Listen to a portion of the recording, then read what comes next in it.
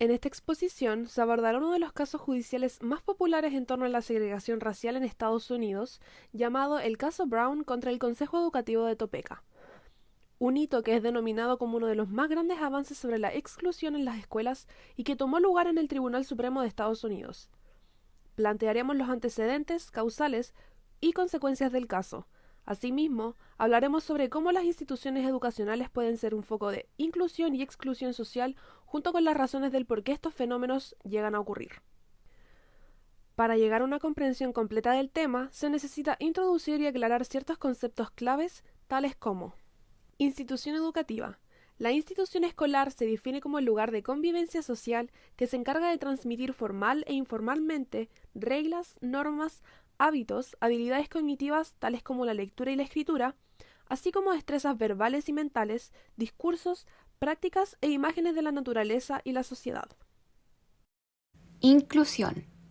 Es un término que surge en los años 90 y pretende sustituir la integración. La inclusión es un concepto teórico de la pedagogía que hace referencia al modo en que la escuela debe dar respuesta a la diversidad. Es decir, todos los alumnos deben gozar de los mismos derechos y son libres de participar dentro de la comunidad educativa porque son parte de ella. Exclusión. La exclusión escolar se define como un fenómeno consistente en la separación prolongada o permanente del niño, niña o adolescente de los sistemas formales de aprendizaje garantizado por ley para su grupo etario, justificada en base a estereotipos vinculados a desaptación, fracaso, nivel socioeconómico, religión, etc. Segregación. La distribución desigual de los estudiantes en las escuelas en función de sus características personales o procedencia social y cultural toma el nombre de segregación escolar. En definitiva, la segregación escolar es un potente efecto generador de segregación social y con ello de injusticia social. En este caso judicial se abordó el concepto de segregación racial. Integración. Proceso mediante el cual un determinado elemento se incorpora a una unidad mayor. La integración educativa es el proceso a través del cual se garantiza el acceso al currículo de educación básica a todos los niños.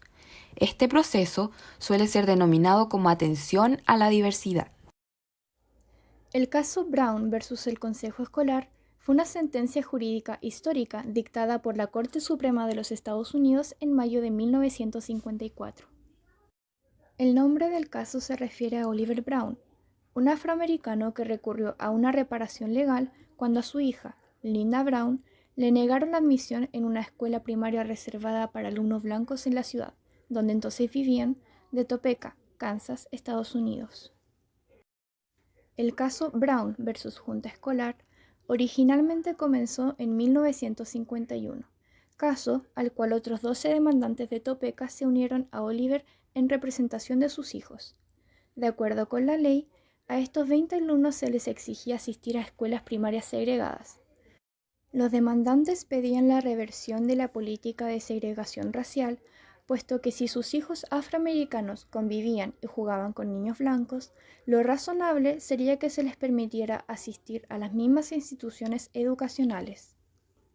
Junto con el apoyo de la Asociación Nacional para el Progreso de las Personas de Color, NAACP por sus siglas en inglés, el caso Brown contra el Consejo de Educación, BOE por sus siglas en inglés, combinó 5 casos de 4 diferentes estados dentro del país. Caso Brown en Kansas, caso Briggs contra Elliots en California del Sur, caso Davis versus Consejo Escolar en Virginia, el caso Gebhardt contra Belton en Delaware y el caso Bolling versus Sharp en Washington, D.C. El primer fallo del caso ocurrió el 28 de febrero de 1951 en el Tribunal Federal del Distrito de Kansas. El abogado cabeza del caso, Robert Carter, en conjunto con demás abogados locales, presentaron la argumentación del caso y solicitaron un interdicto que habría prohibido la segregación racial en las escuelas primarias públicas de la ciudad de Topeka. Los jueces en el caso simpatizaban con la demanda, puesto que según su juicio, la segregación racial de niños blancos y de color en las escuelas públicas tiene un efecto perjudicial en los niños de color. Sin embargo, los jueces fallaron en contra de los demandantes a causa de una decisión tomada en 1896, en la cual el Tribunal Supremo había decretado que los sistemas escolares, separados pero iguales, para blancos y negros, eran constitucionales. El 1 de octubre de 1951, en plena preparación para presentarse ante el Tribunal Supremo, el caso Brown, como ya antes dicho, se combinó con otros 4 pleitos que contemplaban la segregación racial dentro de las escuelas.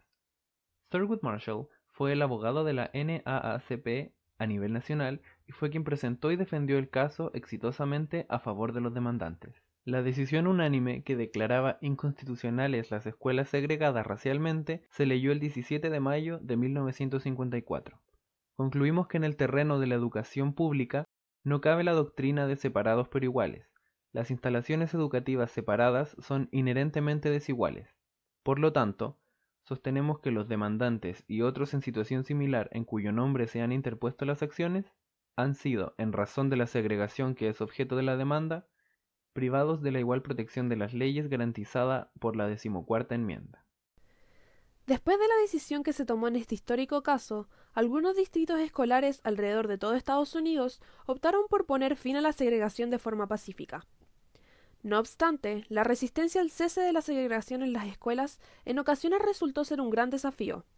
Se desarrollaron confrontaciones violentas, incluyendo disturbios raciales, revueltas civiles y la resistencia general a la integración en muchos estados, como fue el caso de Little Rock, Arkansas, en 1957.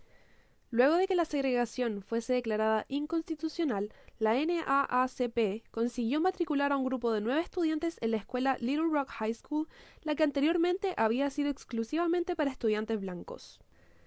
El día 4 de septiembre en 1957, cuando se esperaba que iniciara el proceso de inclusión de dicho grupo de estudiantes, el gobernador de Arkansas ordenó a la Guardia Nacional local impedirles el ingreso al establecimiento, argumentando que su presencia ahí era un peligro inminente debido a que podía incitar manifestaciones por parte de la comunidad blanca que se oponía a acabar con la segregación. Este evento desencadenó lo que más tarde sería conocido como la crisis de Little Rock. Los estudiantes fueron víctimas de abusos físicos y verbales, tanto dentro como fuera de la escuela, causando que el 24 de septiembre del mismo año el presidente Eisenhower se pronunciara al respecto emitiendo una orden presidencial que forzaba a la Guardia Nacional a escoltar y proteger a los jóvenes segregados. Si bien dentro de la escuela el abuso por parte del resto del cuerpo estudiantil hacia los jóvenes afroamericanos jamás acabó, la presencia de la Guardia Nacional acabó con las manifestaciones. Cabe destacar que, si bien la resolución del caso Brown contribuyó a la ilegalidad de la segregación racial dentro de las escuelas debido a diversos factores tales como económicos y sociales, esta sigue presente dentro del sistema educativo en Estados Unidos. Sin embargo, no es menor destacar que el caso Brown, representado por un padre y su hija, sirvió como puntapié inicial frente a la interminable lucha contra la discriminación racial dentro y fuera de la educación. ¿Pueden las escuelas ser un espacio de inclusión? Como ya se ha explicado antes, la inclusión se define como el proceso de identificación y respuesta a la diversidad de las necesidades de todos los estudiantes. Un sistema educativo inclusivo debería estar diseñado y preparado para adoptar dicha responsabilidad. La escuela inclusiva debería ocuparse de aportar respuestas a la amplia gama de necesidades educativas en un contexto tanto pedagógico como extraescolar. La sociedad debería reflexionar sobre cómo adoptar un método en el cual todos los sistemas educativos respondan a las necesidades de todos los alumnos. El diseño de un modelo inclusivo se trata de facilitar el proceso aprendizaje-enseñanza para todos los niños y jóvenes, eliminar todo tipo de barreras que se pueden llegar a formar para los sectores más vulnerables. Con esto se lograría crear un ambiente donde todos los alumnos gocen de los mismos aprendizajes y oportunidades, crecer dentro de un entorno diverso donde todos puedan aprender un poco de los demás. Ahora bien, para dar respuesta a estas demandas, se necesita reconocer la singularidad de cada alumno, para así crear espacios y modelos basados en principios como la diferencia, la ciudadanía y la unidad en la diferencia. A partir de estos principios, es posible adoptar estrategias metodológicas que den respuesta a todos y cada uno de los estudiantes.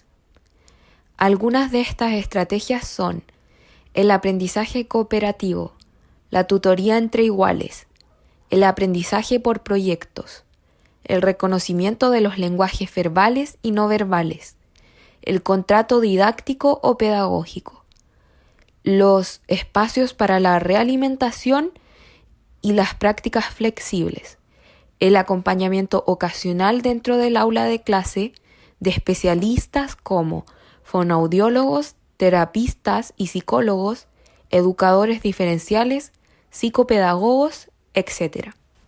Además, es importante que se promueva el deporte y la recreación, ya que son una oportunidad para que el estudiante construya su identidad personal y colectiva, para ampliar redes sociales, para enseñar el comportamiento ético y para reducir el aislamiento y comportamiento antisocial. Pero, por sobre todo, fomentar la vinculación que requiere de una relación entre los alumnos y entre estos y los adultos que intervienen en su desarrollo, ya sea profesores y apoderados. Para generar estos vínculos se requiere de varias estrategias, tanto dentro como fuera de la sala de clases.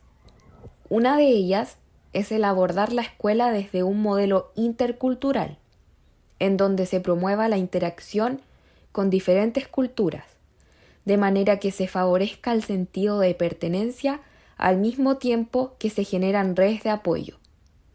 También es de suma importancia incluir a las familias y a las comunidades. En este aspecto existen varias circunstancias que buscan promover esta vinculación alumno, escuela, familia, comunidad, algunas enfocadas en la participación de la familia, como lo son los centros de padres, talleres, proyectos, actividades complementarias, periódico escolar, fiestas, entre otras cosas.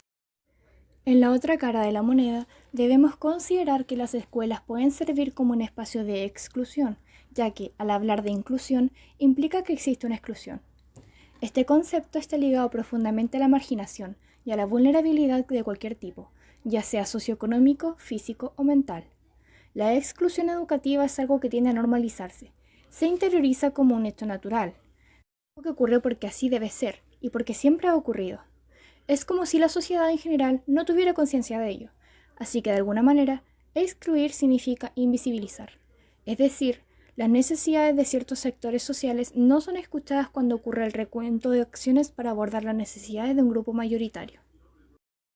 La exclusión en la educación puede ocurrir por variadas razones, como la falta de acceso a los sistemas educativos, escolarización segregada, baja calidad de educación para los más desfavorecidos, fracaso escolar, etc. Estas mismas razones conducen a la valorización de un grupo sobre otro, es decir, uno es mejor que otro. Esta valorización arrastra consigo la creación de una estructura educativa élite a partir de una selección social. La razón de que exista la exclusión nace de la apreciación que se tiene de los sectores vulnerados.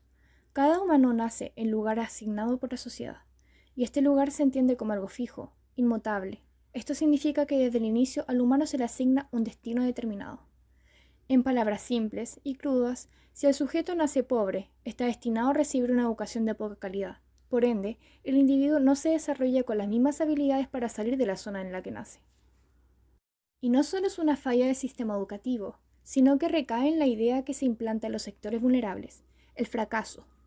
Inculcar el fracaso en los alumnos de los sectores excluidos crea desmotivación y que se perciban como individuos sin las suficientes habilidades y competencias para merecer una educación mejor. En pocas palabras, la exclusión en la educación incluye una dimensión que engloba la pobreza, pero va más allá en tanto designa la dificultad para el desarrollo personal, la inserción sociocultural y el acceso a los sistemas preestablecidos por la sociedad. Lo delicado del problema de la exclusión es que debilita los vínculos entre los individuos y el resto de la sociedad.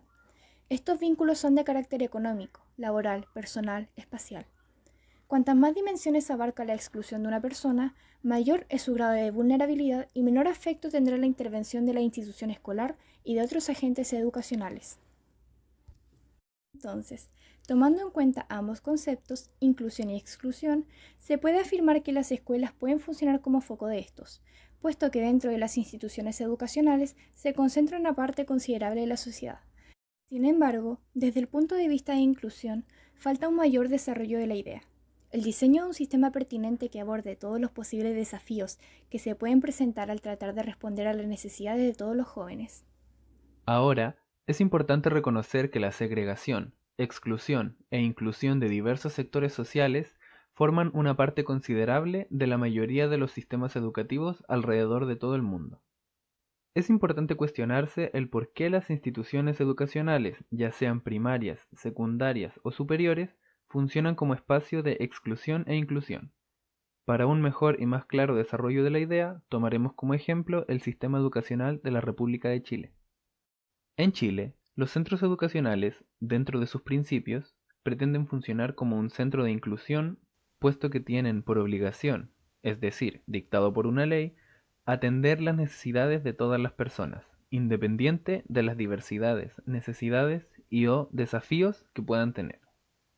Así lo dicta la Ley número 20.845, conocida como Ley de Inclusión Escolar, promulgada en mayo del año 2015, la cual, a grandes rasgos, incluye como principios la no discriminación arbitraria, que implica la inclusión e integración en los establecimientos educacionales. Además, la gratuidad progresiva en los establecimientos subvencionados o que reciben aportes permanentes del Estado. La gran duda surge al evaluar si realmente dichos principios son llevados a la práctica.